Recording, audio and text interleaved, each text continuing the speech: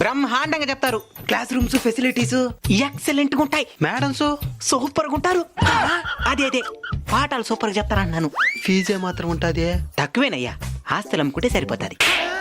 అన్నా ఈ స్కూల్లో చదివిస్తే మా పిల్లలు తప్పకుండా ప్రయోజకులు అవుతారు కదా. ఏందమ్మా ఇంకా నమ్మనంటున్నావు నువ్వు? అంతెందుకో, నేను కూడా ఇదే స్కూల్లో చదివి ఇక్కడే వాచ్మెన్ జాబ్కి సెలెక్ట్ అయినా. నా పిల్లలు కూడా ఇక్కడ చదివి లోపల ఆయాగా పనిచేస్తున్నది. రేపు పొద్దున మా మేనేజర్ ఇంకో 2 స్కూల్ కట్టాలన్నాడు. ఏమా మీ పిల్లకాయలు టైం బాగుంటే వీళ్ళే వాచ్మెన్ కి సెలెక్ట్ అవ్వచ్చేమా? అబ్బా కుట్టినారు కానీ ఒక మాట చెప్పచ్చా? ఏంది? పిల్లలు ప్రయోజకులు అవ్వాలంటే స్కూల్ ఒకటి సరిగ్గా ఉంటే సరిపోదు, తల్లిదండ్రులు కూడా సరిగ్గా ఉండాలా. చాలా మంది పిల్లలు ఇంట్లో భరించి లేకుండా స్కూల్లో దిద్దాని చెప్పి చేస్తున్నారు. స్కూల్లో నుంచి పిల్లకాయలు వచ్చింది వాళ్ళ మాకు సెల్ ఫోన్ కొట్టేదే, వీళ్ళు సీరియల్ చూసుకునేది.